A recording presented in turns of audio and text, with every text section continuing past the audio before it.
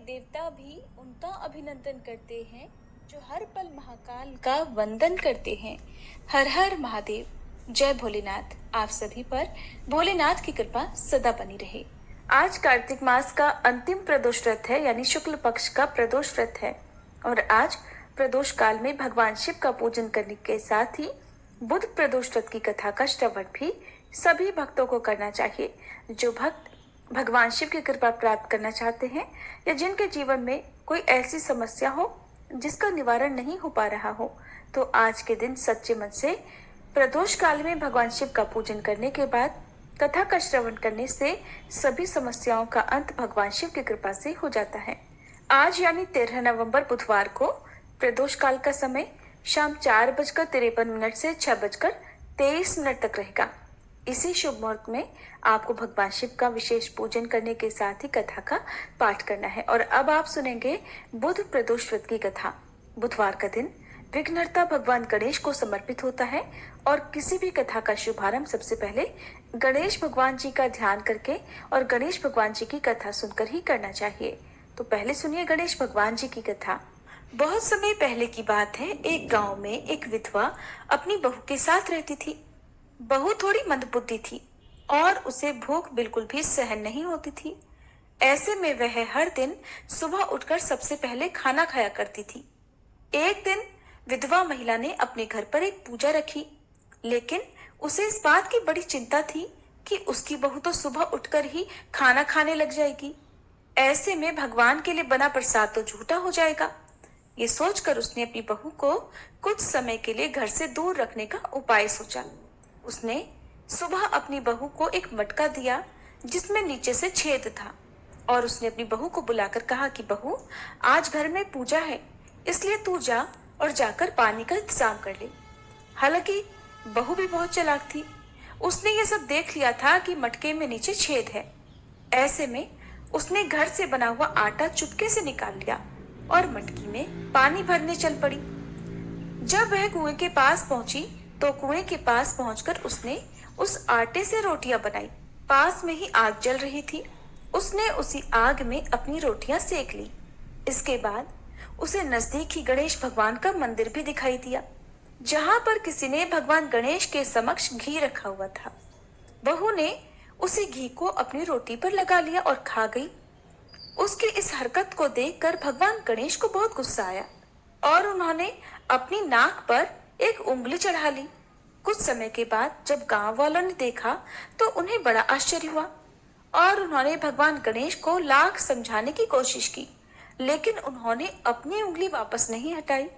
धीरे धीरे ये बात राजा तक पहुंच गई। फिर पंडितों को बुलाया गया और ज्योतिषियों को भी बुलाया गया। बहुत पूजा पाठ की गई, फिर भी भगवान गणेश ने अपनी नाक पर से उंगली नहीं हटाई। तब राजा ने ये ऐलान किया कि जो भी भगवान गणेश को नाक से उंगली हटाने के लिए मना लेगा, उसे 5 गांव इनाम के तौर पर दिया जाएगा। विधवा महिला की बहू ने भी ये बात सुनी तो वो भी कहने लगी, क्या मैं कोशिश करके देख सकती हूँ? उसकी बात सुनकर वहां पर एकत्रित हुए सभी लोग हंसने लगे, क्योंकि अब तक लाख प्रयास करने के बावजूद भी भगवान गणेश का क्रोध कम नहीं हुआ था। तो लोगों ने सोचा कि चलो, सब लोग तो अपने अपने प्रयास करके देख चुके हैं, एक बार ये भी करके देख ले। अनुमति मिलते ही बहू ने सबके सामने एक शर्त रख दी कि मेरे घर से लेकर मंदिर तक एक पर्दा बांध दिया जाए और कोई भी हमें ना देखे। लोगों ने ऐसा ही किया। इसके बाद बहू ने अपने कपड़े में से एक मोगरी छुपाई और मंदिर पहुंच गई। वहां जाकर उसने भगवान गणेश को चेतावनी दी कि प्रभु, ये उंगली हटा लो, नहीं तो एक मोगरी मार कर मैं आपके टुकड़े टुकड़े कर दूंगी। भगवान गणेश को लगा कि ये औरत तो पूरी तरह पागल है, कहीं सच में मुझे मोगरी ना मार दे। ऐसा सोचकर उन्होंने अपनी नाक पर से उंगली हटा ली और जब पर्दा हटाया तो देखा भगवान गणेश जी की उंगली वापस अपनी जगह पर है, जिसे देखकर गांव वाले बहुत प्रसन्न हुए और बहू का जय जयकार करने लगे। इसके बाद राजा के आदेश के अनुसार उस बहू को 5 गांव इनाम में दे दिए गए। कहा जाता है कि तब से ही बुधवार का व्रत करने वाले लोग इस कथा को भी सुनते हैं और दूसरों को सुनाते हैं। और भगवान गणेश से यही वरदान मांगते हैं कि जैसे उन्होंने बहू की बात मानी, वैसे ही हमारी बात मानकर हम सबकी भी मनोकामनाएं पूर्ण करें। पौराणिक कथा के अनुसार एक पुरुष की नई नई शादी हुई थी।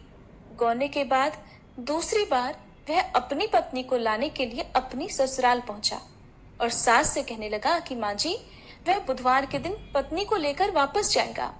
सुनकर ससुराल पक्ष के सभी लोग कहने लगे कि बुधवार के दिन मायके से लड़की का अपनी ससुराल जाना सही नहीं होता है, लेकिन वह नहीं माना। आखिरकार मजबूर होकर लड़की को उन्होंने भारी मन से विदा कर दिया। अब पति पत्नी दोनों बैलगाड़ी में बैठकर चल दिए।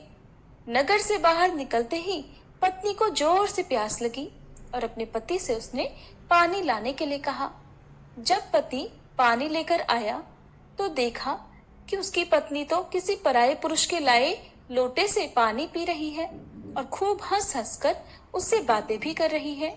यहाँ तक कि वह पराया पुरुष तो बिल्कुल उसी की तरह दिख रहा था। ये देखकर पति को गुस्सा आ गया और वह पराये पुरुष से झगड़ा करने लगा। कहने लगा, ये पत्नी तो मेरी है। पराया पुरुष कहता, ये तो मेरी पत्नी है। दोनों के बीच में झगड़ा होता देख वहां भीड़ इकट्ठी हो गई। इतने में ही एक सिपाही आया और उस महिला से पूछा कि सच सच बताओ, तुम्हारा पति इनमें से कौन सा है।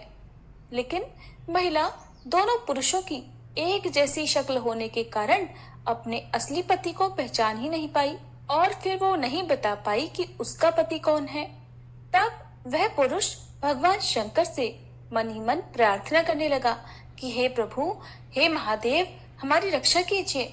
मुझसे बड़ी भारी भूल हो गई जो मैंने अपने सास ससुर की बात नहीं मानी और बुधवार को अपनी पत्नी को विदा करके ले आया। महादेव जी, मुझे क्षमा कर दीजिए। अब मैं भविष्य में कभी ऐसी गलती नहीं करूंगा। जैसे ही उसने सच्चे मन से प्रार्थना की कि दूसरा पुरुष अंतर्ध्यान हो गया और इस प्रकार पति पत्नी सकुशल अपने घर पहुंच गए। उस दिन के बाद से दोनों पति पत्नी बुध प्रदोष व्रत रखने लगे और इस प्रदोष व्रत के प्रभाव से उन दोनों का दाम्पत्य जीवन भी खुशहाल हो गया और समय आने पर उन्हें बहुत ही भाग्यशाली संतान की भी प्राप्ति हुई। इस प्रकार उनके सभी दुख महादेव ने दूर किए। इसलिए बुधवार को पड़ने वाले प्रदोष व्रत को रखने से महादेव अपने भक्तों की हर प्रकार की समस्याएं दूर कर देते हैं, उनकी सभी बाधाएं दूर करते हैं, उनके सभी कष्ट मिटा देते हैं और अपने भक्तों के जीवन में सुख समृद्धि और खुशहाली भर देते हैं। अब सुनिए भगवान शिव की एक और कहानी और आप सभी श्रोताओं से अनुरोध है कि इस कहानी को पूरा अवश्य सुनिएगा।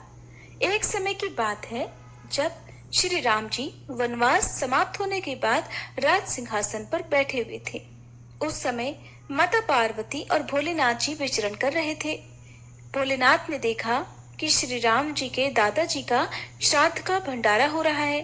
तब भगवान भोलेनाथ जी ने सोचा कि चलो मैं भी श्री राम के घर चलता हूँ, इसी बहाने राम जी के दर्शन भी कर लूंगा।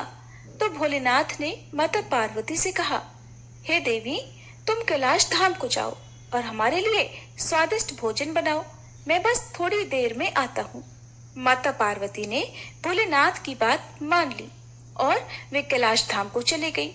इधर भोलेनाथ जी पहुंच गए भगवान श्री राम जी के घर और ब्राह्मणों के साथ पंगत में बैठ गए और भंडारा ग्रहण करने लगे। आसन पर विराजमान सभी ब्राह्मणों को माता सीता ने पेट भरकर भोजन कराया। उसके बाद सभी ब्राह्मण भोजन करके उठकर चले गए, लेकिन भोलेनाथ बैठे रहे। भोलेनाथ भी एक ब्राह्मण के रूप में भंडारे में गए हुए थे। तब माता जानकी ने लक्ष्मण जी की धर्म पत्नी उर्मिला से पूछा कि सभी ब्राह्मण चले गए। तो माता उर्मिला बोली कि सभी ब्राह्मण तो उठकर चले गए हैं, लेकिन केवल एक ही बैठे हुए हैं।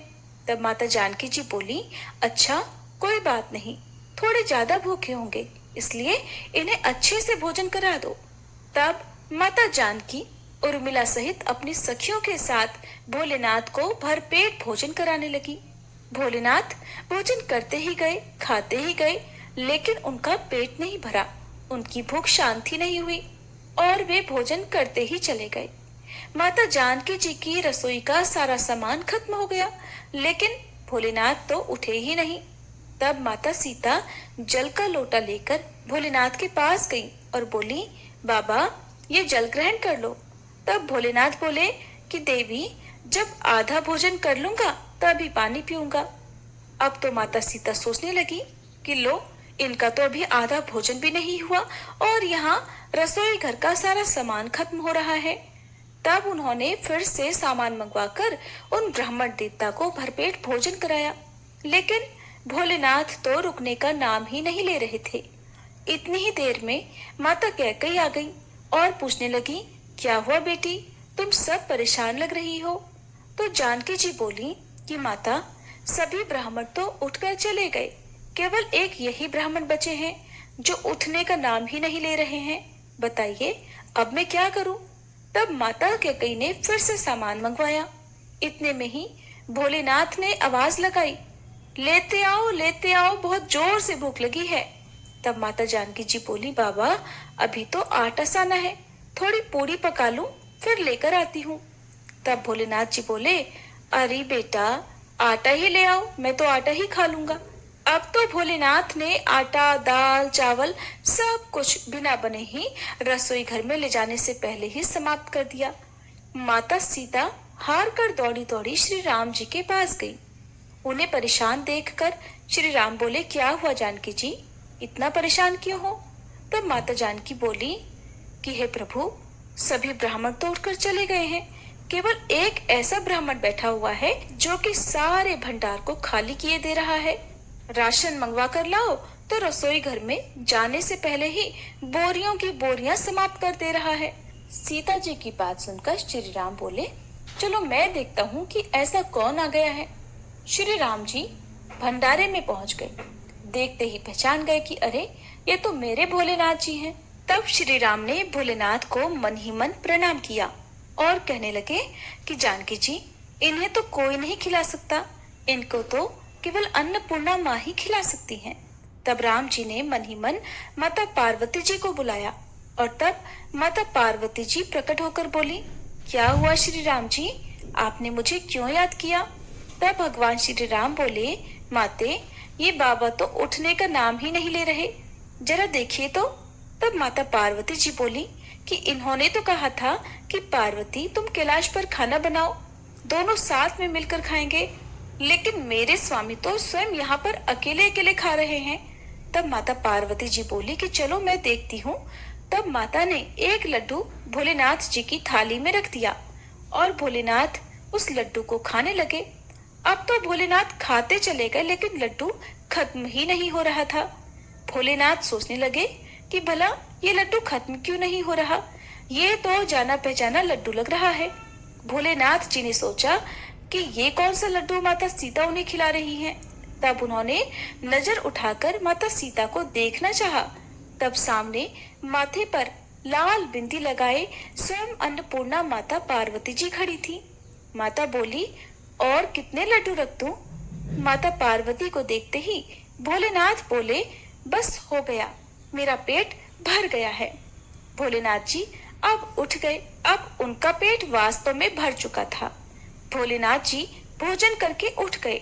तब भगवान श्री राम जी ने सीता जी सहित भोलेनाथ और माता पार्वती जी का बहुत बहुत आदर सत्कार किया और भगवान भोलेनाथ ने प्रसन्न होकर माता जानकी को अखंड सौभाग्यवती होने का आशीर्वाद दिया। फिर भगवान शिव देवी पार्वती सहित अंतर्ध्यान हो गए। प्रेम से बोलिए शंकर भगवान की जय, माता पार्वती की जय, सियापति श्री रामचंद्र जी की जय। अब सुनिए भोलेनाथ की आरती। जय शिव ओंकारा, स्वामी जय शिव ओंकारा, ब्रह्मा विष्णु सदा शिव, ब्रह्मा विष्णु सदा शिव, अर्धांगी धारा, ओम जय शिव ओंकारा, एकानन चतुरानन पंचानन राजे, स्वामी पंचानन राजे, हंसानन गरुड़ासन, हंसानन गरुड़ासन, वृषवाहन साजे, ओम जय शिव ओंकारा। दो भुज चारु चतुर्भुज, दस भुज अति सोहे। स्वामी दस भुज अति सोहे। त्रिगुण रूप निरखता, त्रिगुण रूप निरखता, त्रिभुवन जन मोहे। ओम जय शिव ओमकारा। अक्षमाला वनमाला रुंडमाला धारी, स्वामी रुंडमाला धारी। चंदन मृग मद सोहे, चंदन मृग मद सोहे, भाले शशिधारी। ओम जय शिव ओमकारा। श्वेतांबर पीतांबर बाघांबर अंगे, स्वामी बाघांबर अंगे। सनकादिक गरुड़ादिक, सनकादिक गरुड़ादिक, भूतादिक संगे। ओम जय शिव ओमकारा। कर के मध्य कमंडल चक्र त्रिशूलधारी, स्वामी चक्र त्रिशूलधारी। सुखकारी दुखहारी, सुखकारी दुखहारी, जग पालनकारी। ओम जय शिव ओमकारा। ब्रह्मा विष्णु सदा शिव जानत अविवेका, स्वामी जानत अविवेका। प्रणवाक्षर में शोभित, प्रणवाक्षर में शोभित, ये तीनों एका। ओम जय शिव ओमकारा। त्रिगुण स्वामी जी की आरती जो कोई नर गावे, स्वामी जो कोई नर गावे। कहत शिवानंद स्वामी, रटत भोलानंद स्वामी, सुख संपत्ति पावे। ओम जय शिव ओमकारा। ओम जय शिव ओमकारा। स्वामी जय शिव ओमकारा। ब्रह्मा विष्णु सदा शिव अर्धांगी धारा। ओम जय शिव ओमकारा।